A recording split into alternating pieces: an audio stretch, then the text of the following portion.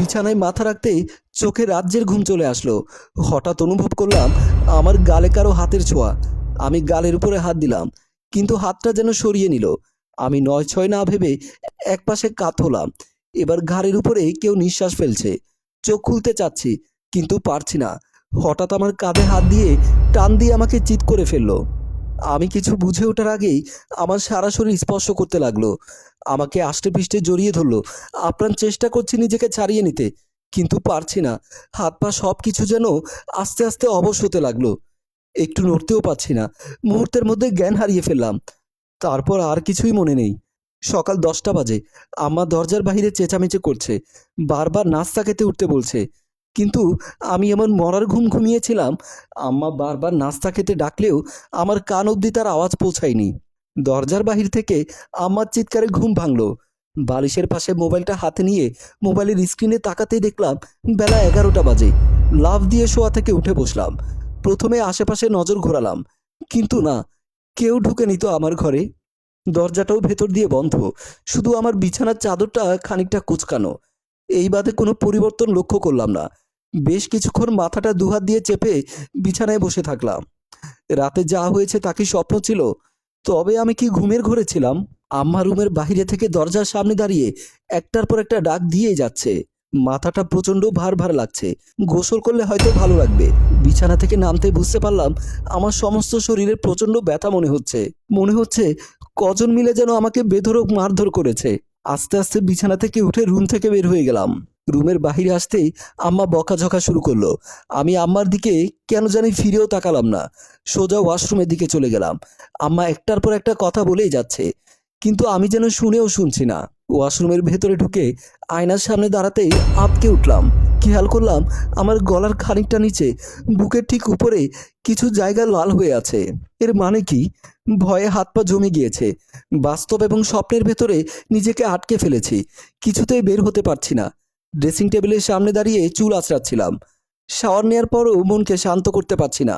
ঘড়ির দিকে তাকাতেই দেখতে পেলাম 12টা বাজে। এদিকে আমার 12টা বাজাতে আমার দৌড়ে আমার রুমে ছুটে আসলো। পেছনে এসে দাঁড়িয়ে আমাকে বকা দিয়ে মারতে যাবে। এমন সময় আমার লক্ষ্য করলো আমার ঘাড়ের নিচে একটা কামড়ের সদৃশ্য কালো দাগ। উত্তেজিত মানুষটি নিমিষে পানির মতো ঠান্ডা হয়ে গেল। আমার ঘাড়ের উপরে হাত দিয়ে বলল, বৃষ্টি, তোর এখানে কি হয়েছে? আম্মা হাত দিতেই আমি হালকা ব্যথা অনুভব করলাম। আহ করে উঠলাম। আম্মা অন্য কিছু অনুমান করে রাগান্বিত হয়ে টান দিয়ে আমাকে তার দিকে ফিরিয়ে বলল, সত্যি করে বল, তোর ঘাড়ের উপরে কে কামড় দিয়েছে? আম্মার কথা শুনে আমি যেন আকাশ থেকে পড়লাম। অবাক হয়ে বললাম, আম্মা, তুমি এসব কি বলছো? আমার ঘাড়ের উপরে কে কামড় দেবে? আম্মা আমার গালের উপরে কষে চর বসিয়ে দিল। আমি গাল চেপে ধরে বললাম, তুমি আমাকে মারলে? আবারও বলছি, সত্যি করে বল, তোর ঘাড়ের উপরে কামড় দিয়েছে কে? আমি আম্মার হাতটা ধরে আমার বুকের উপরে নিয়ে গতরাতে সব ঘটনা আম্মার কাছে খুলে বললাম। আম্মা সব কথা শুনে তো তার চোখ বড় বড় হয়ে গেল। আমি কাঁদো কাঁদো গলায় আম্মাকে বললাম, আম্মা, তুমি ভালো করে তাকিয়ে দেখো, তুমি যেখানে হাত রেখেছো ঠিক ওখানেও একটা কামড়ের দাগ আছে। আম্মা চমকে উঠে তার হাতটা সরিয়ে নিল। আমার দিকে কিছু সময় তাকিয়ে থেকে দৌড়ে তার রুমের দিকে চলে গেল। আমি কিছুটা অবাক হলাম আম্মার এভাবে দৌড়ে চলে যাওয়া দেখে। তারপর আম্মা আপনার কাছে নিয়ে আসলো। তান্ত্রিক বলল, এই ঘটনা তোর সাথে আজ নতুন হচ্ছে না। গত মাসে বাসা বদল করে এই বাসাটিতে তোরা নতুন এসেছিস। এই বাসাটিতে আগেও সমস্যা ছিল।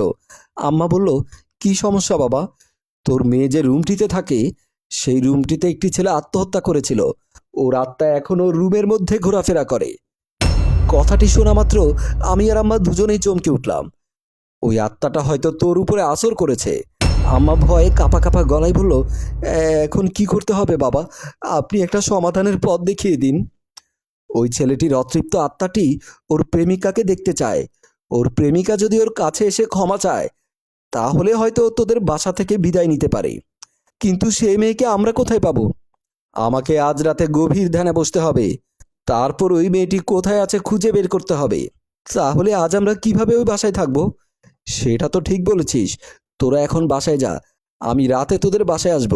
তারপর দেখব ওই অতৃপ্ত আত্মাটি কেন তোর মেয়ের উপরে ভর করতে চায়। যা, তোরা এখন বাসায় যা। জন্ডু তান্ত্রিকের কথা বিশ্বাস করে আমি আর আমার মা বাসার দিকে চলে আসলাম। বাসায় প্রবেশ করতে আমার মোবাইল বেজে উঠল। মোবাইলের স্ক্রিনে তাকিয়ে দেখলাম সাকিবের নাম্বার। আমি আম্মাকে বললাম, আম্মা তুমি তোমার বেডরুমে যাও, আমি আমার বান্ধবীর সাথে কথা বলে আসছি বলেই বারান্দার দিকে চলে গেলাম। আম্মা তার রুমের দিকে চলে গেল। কলটা রিসিভ করে কানের কাছে দিতেই সাকিব উত্তেজিত হয়ে বলল, কি সমস্যা? সকাল থেকে তোমাকে কল দিচ্ছি, আজ আমাদের দেখা করার কথা ছিল না? তুমি ফোন রিসিভ করছো না কেন?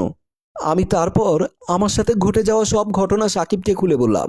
সাকিব আমার কথা শুনে বলল, তোমার সাথে রাতে যে ঘটনা ঘটেছে তা আমি বিশ্বাস করি, কিন্তু আমি কোনো তান্ত্রিক ফান্ত্রিক বিশ্বাস করি না, এগুলো সব ভণ্ড হয়। সাকিব, উনি আমাকে দেখে যা বলেছে সবই সত্য কথা বলেছে। একটা মানুষের চেহারা দেখে তার মনের ভেতরে কি হচ্ছে তার 60% অনুমান করে অনেকেই বলতে পারে। আমি তোমার কথা অবিশ্বাস করছি না, কিন্তু এই তান্ত্রিক সবার মতো না। সে রাতে আমার বাসায় আসবে, আমার সাথে যে ভৌতিক ঘটনা ঘটেছে আমার বিশ্বাস সে সব সমাধান করতে পারবে। আমার বিশ্বাস তোমার ওই তান্ত্রিক ভণ্ড। কোনো সমস্যা হলে আমাকে ফোন দিও বলেই সাকিব কলটা কেটে দিল। আমি বুঝতে পারলাম সাকিব রাগ করেছে, কিন্তু আমি যে পরিস্থিতির মধ্যে আছি সেটা সাকিব বুঝতে চাইলো না। আমি বাসার ভেতরে চলে গেলাম। রাতে তান্ত্রিক আমাদের বাসার ভেতরে প্রবেশ করলো। কিছু সময় চোখ বুজে থেকে আমার কাছে জানতে চাইলো, তোর রুম কোনটা? আম্মু সরল মনে বলল, বাবা ওই রুমটা হচ্ছে আমার মেয়ের রুম। আমার মনে তখন একটু সন্দেহ হলো, এই তান্ত্রিক যদি এত কিছুই বোঝে তাহলে আমার বাসার ভেতরে প্রবেশ করে আমার রুম কোনটা সেটা চিনতে পারলো না কেন? তার মানে কি সাকিবের কথাই সত্য? তান্ত্রিক হঠাৎ চোখ খুলে বলল, তুই তোর রুমে যা।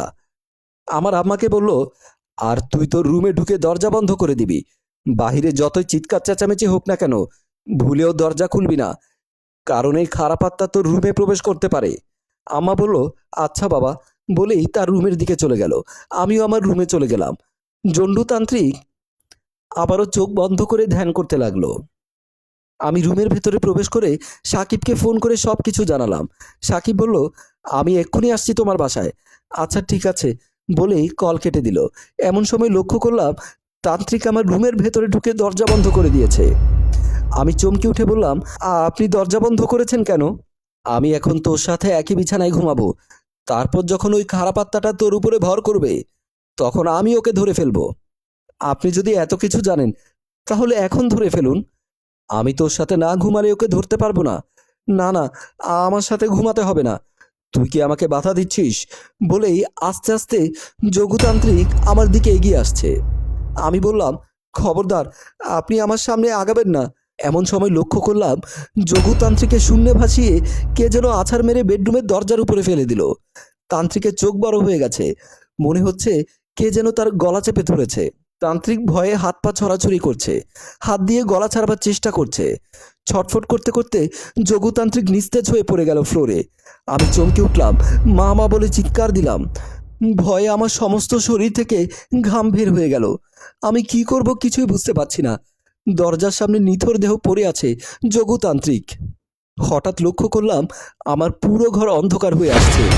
আমার চারপাশে অন্ধকার একটা ছায়া ঘুরপাক খাচ্ছে।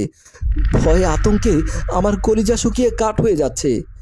এমন সময় গায়েবী একটা আওয়াজ ভেসে আসলো আমার কানের কাছে, তুই শুধু আমার, তোর উপরে যে নজর দেবে তাকে আমি পৃথিবী ছাড়া করে দেব। তার সাথে আমি বুঝতে পারলাম সাকিব দরজা ধাক্কা দিচ্ছে, কিন্তু আমি এক পাও নড়তে পারছি না। আর আমি যদি দরজা খুলে দেই তাহলে তো সে সাকিবকেও মেরে ফেলবে, যেমন যোগতান্ত্রিককে মেরেছে। প্রিয় দর্শক, ঘটনা এখানেই শেষ নয়। শেষটা কি হতে পারে দেখতে চাইলে কমেন্ট করুন। এই কালো ছায়াটা কিসের? কে গায়েবী আওয়াজ দিচ্ছে? আপনাদের সব প্রশ্নের উত্তর নিয়ে আসছি দ্বিতীয় পর্বে। আমার লেখা গল্পটি ভালো লাগলে লাইক কমেন্ট করবেন এবং শেয়ার করবেন, এবং আমাদের চ্যানেলটি ফলো করে আমাদের সাথেই থাকবেন। গল্পটি রচনায় FA হাওলাদার।